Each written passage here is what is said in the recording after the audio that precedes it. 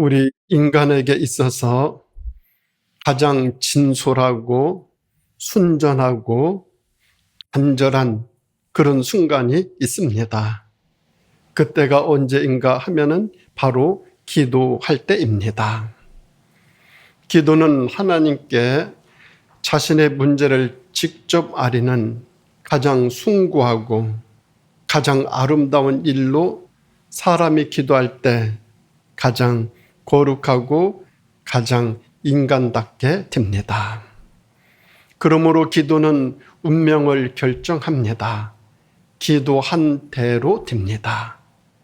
기도를 안 했으면 안 한 대로, 했으면 기도한 대로 이루어집니다. 예수님의 생애가 우리 모든 삶의 표본이 되는 것은 삶의 표본이 되는 기도를 하셨기 때문입니다. 예수님은 일생을 기도로 시작하시고 기도로 마치셨습니다. 예수님의 생애는 기도하신 대로 되었습니다. 우리가 기도할 때 삼위일체적 사건이 일어납니다. 기도할 때에 하나님 아버지를 부릅니다. 예수님 이름으로 기도를 마칩니다. 그리고 성령께서 우리의 연약함을 도와주십니다. 그래서 기도는 하나님 아버지와 예수 그리스도와 성령 하나님을 동시에 만나는 사건입니다. 오늘 말씀에 기도할 때에 라는 말씀이 5절, 6절, 7절 3번 반복해서 나옵니다. 기도할 때라고 하는 성경 원문 헬라어 호탄이라는 말인데 가정법상 현재 시상과 더불어서 사용됨으로써 규칙적인 기도를 요구하고 있다라는 사실을 보여줍니다. 규칙적으로 기도를 할 것을 가르쳐 줍니다. 그래서 유대인들은 하루에 3번씩 3시, 6시, 9시에 규칙적으로 기도하였습니다. 좋은 습관인데 이것이 습관화되어서 내용은 사라지고 형식만 남게 되어 좋은 것을 잃어버리게 되기도 하였습니다. 그래서 예수님께서는 기도할 때에 기도다운 기도를 가르쳐 주셨어요. 그러면서 첫째, 외식하지 말라. 유대인들은 기도를 사람들에게 보이기 위해서 외식적으로 기도하였습니다. 처음부터 그랬던 것 절대 아닙니다. 처음에는 순수했고 수줍고 떨리는 마음으로 하나님께 기도했어요. 그런데 이것이 습관화되었어요. 습관화되어지다 보니까 자동적으로 습관적으로 사람에게 보이기를 좋아했어요. 그래서 기도 시간이 되면은 일부러 외출해서 사람들이 많이 모여 있는 곳, 회당과 큰 거리 어귀에서 기도하는 것을 좋아했습니다. 그 순간 하나님과의 기도는 사라집니다. 사람과 외식만 남게 되었어요. 기도는 남에게 보이는 것이 아니라 오직 하나님과 자신과의 순결한 만남의 장입니다. 기도는 보이고 얻는 것이 목적이 아니라 하나님과의 교제가 진정한 목적입니다. 그런가 하면 주님이 가르쳐주신 두 번째는 골방에서 기도하라 하셨어요. 기도는 사람 상대가 아니라 오직 하나님을 상대로 드리는 기원이에요. 기도하는 나와 하나님 사이에 무엇도 끼어서는 안 됩니다. 무슨 소리 들려서도 안 됩니다. 욕심이나 정욕에 들어가서도 안 됩니다. 이렇게 되면 의식적으로 전락하게 되어지죠. 사람에게로 떨어지는 기도가 아닌 하나님께로 온전히 올라가는 향기로운 기도, 이 기도가 바로 골방 기도입니다. 하나님께서는 아무런 숨김없이 간구하는 순결한 영혼의 기도에 함께해 주셔서 그 기도를 들으시고 그 기도에 응답해 주십니다. 그리고 세 번째로 주님께서는 중언부언하지 말라 하셨어요. 중언부언이라는 말은 말을 반복적으로 하는 것을 뜻해요. 이 교훈은 많은 기도와 긴 기도를 반대하는 것이 아니라 긴 시간 기도했다라는 과시욕으로 말을 많이 하는 것을 금하고 계십니다.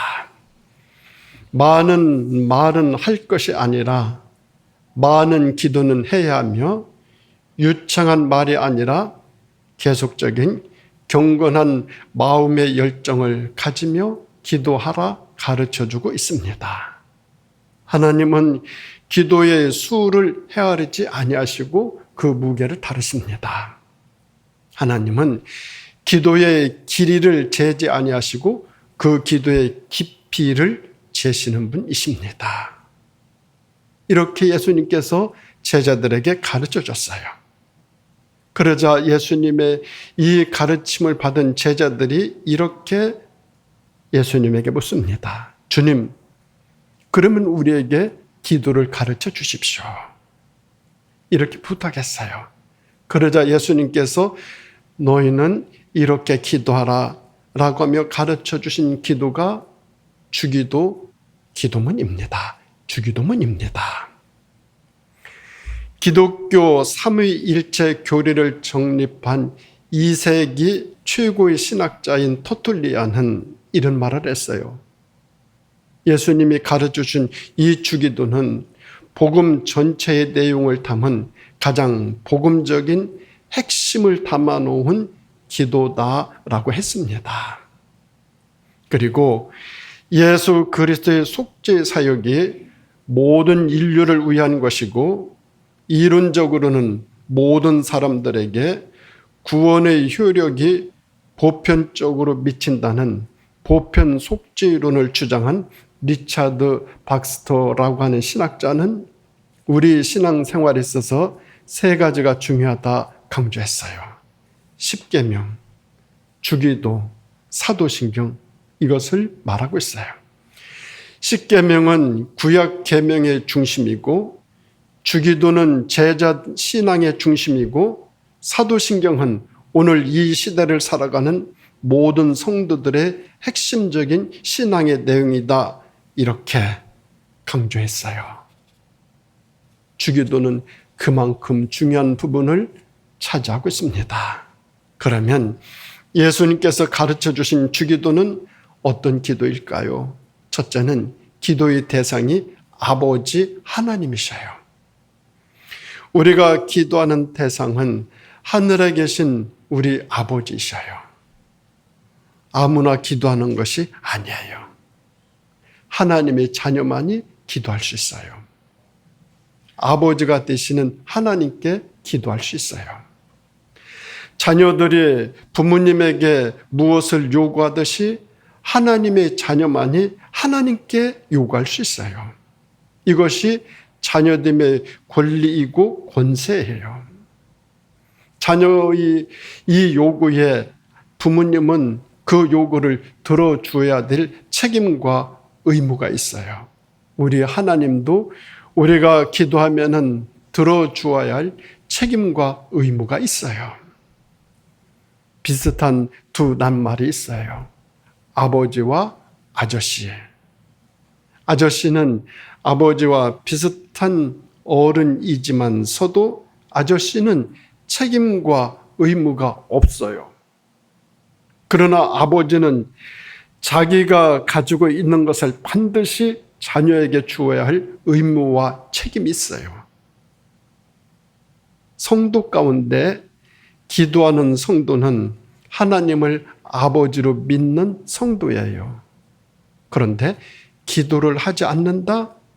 그러면 하나님을 아저씨로 믿어요.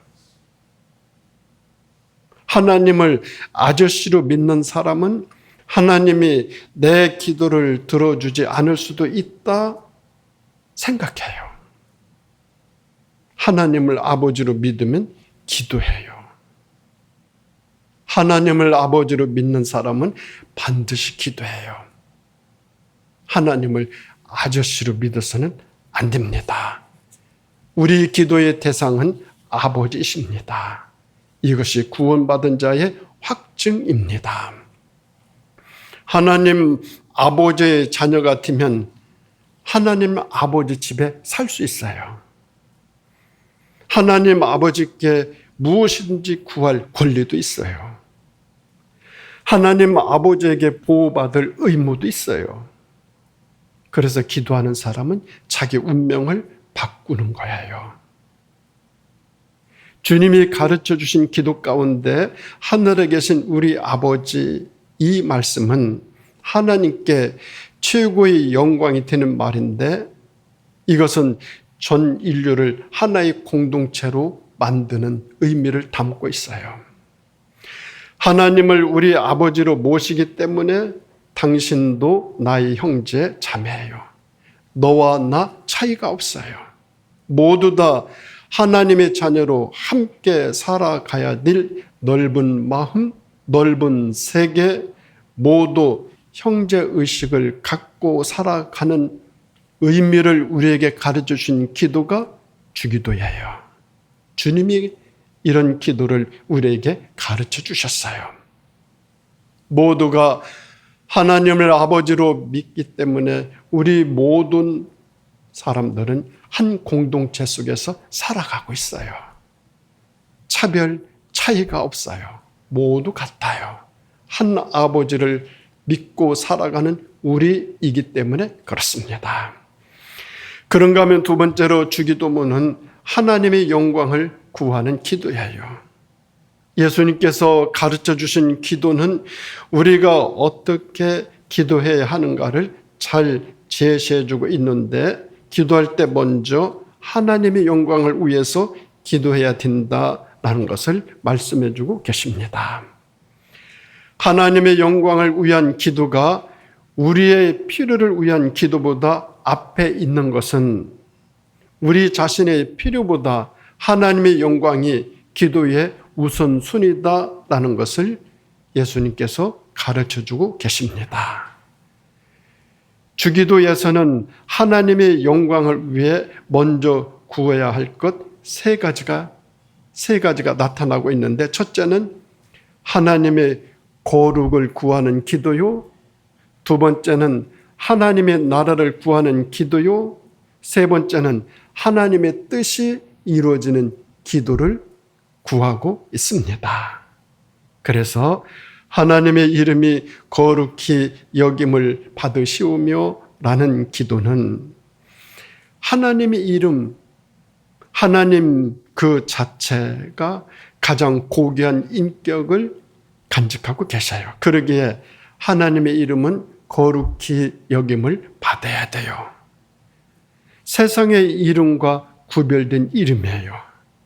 어떤 피조물보다도 구별되어 초월적인 분으로 섬김을 받아야 되는 분, 우리 하나님이셔요.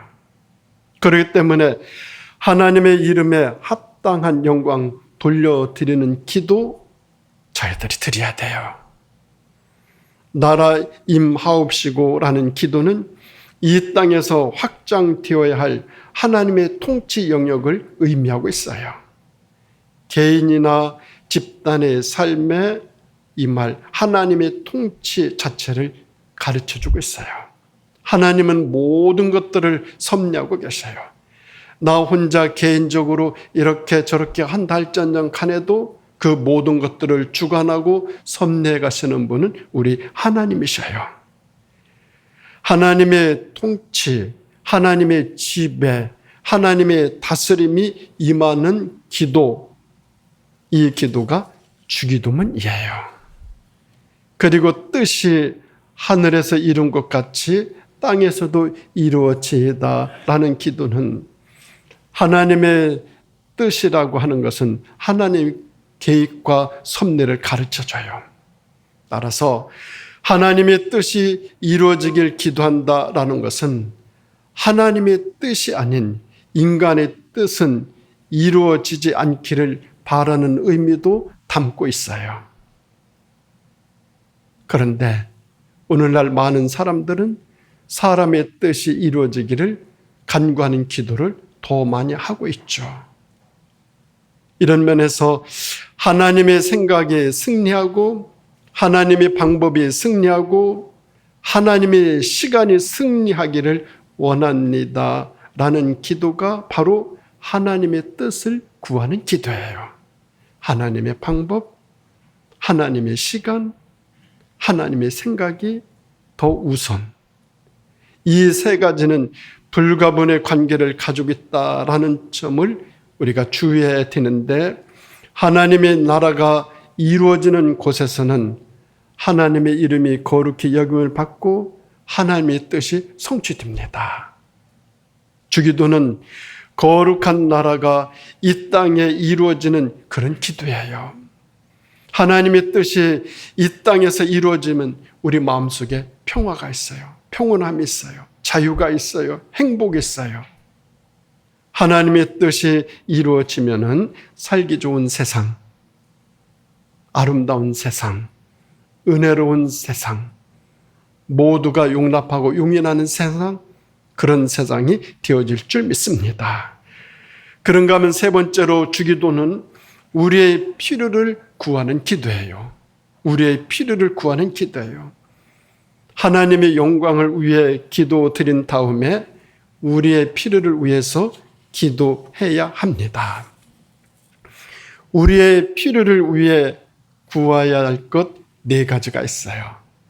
일용할 양식을 구하는 기도, 죄를 용서해달라고 구하는 기도, 시험에 들지 않게 도와달라는 기도, 악에서 구해달라는 기도, 네 가지가 우리의 필요가 담겨있는 주기도문의 기도 내용이에요.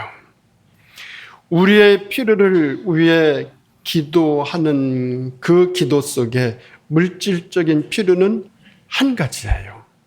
한 가지예요. 양식을 구하는 기도. 그런데 영적인 필요는 죄를 용서해달라, 시험에 들지 않게 도와달라, 악에서 구해달라라는 세 가지가 있다는 사실을 주목해야 돼요. 이는 우리가 물질적인 필요보다도 영적인 필요를 위해 더 많이 기도해야 된다라는 것을 가르쳐주고 있습니다. 일용할 양식을 달라는 기도는 하루의 삶에 필요한 것을 공급해달라는 기도예요.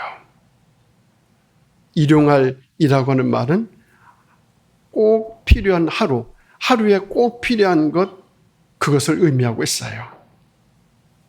오늘만 필요한 것이에요.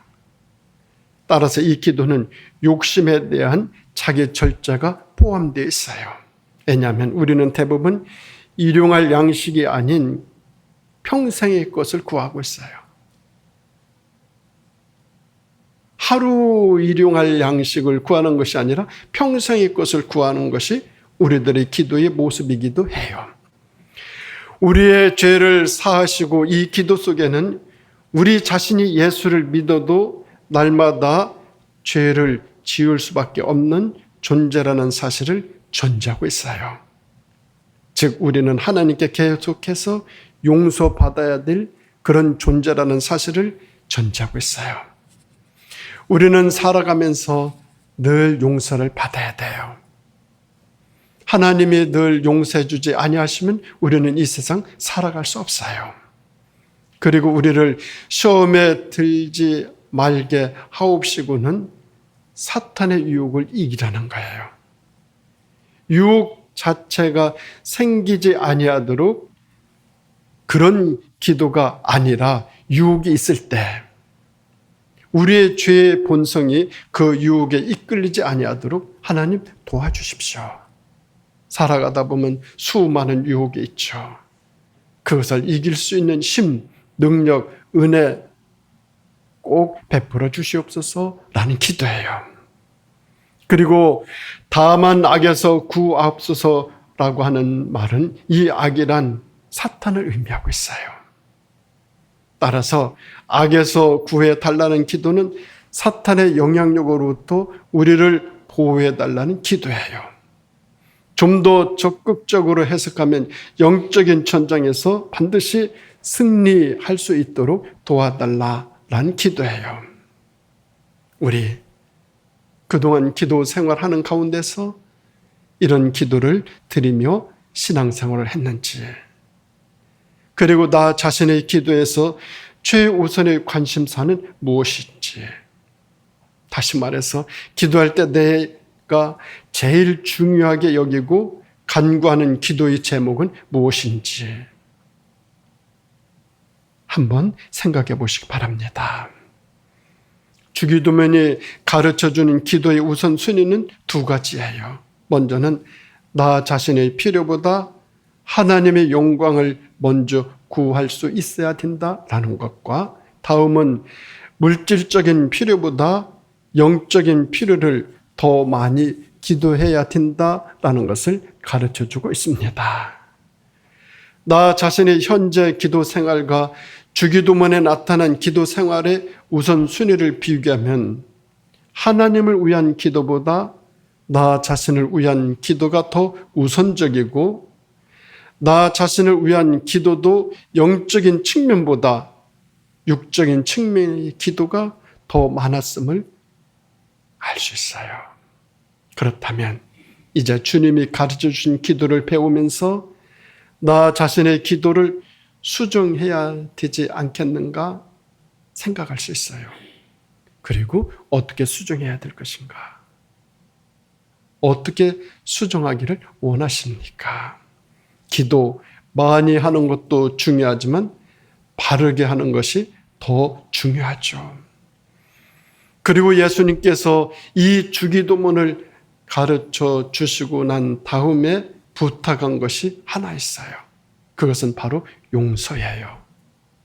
14, 15절 말씀 보게 되면 너희가 사람의 잘못을 용서하면 너희 하늘 아버지께서도 너희 잘못을 용서하시려니와 너희가 사람의 잘못을 용서하지 아니하면 너희 아버지께서도 너희 잘못을 용서하지 아니하시리라, 이렇게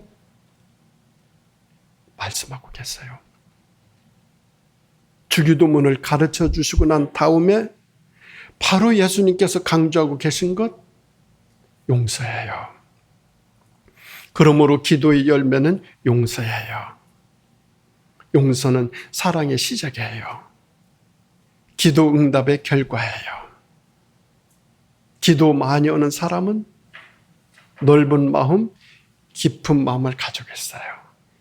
이해하는 폭이 넓고 살아가는 삶에서 오해의 이 코드들을 다 벗겨날 수 있어요. 기도 많이 하는 사람일수록 많은 것을 품을 수 있어요. 기도의 열매는 용서예요.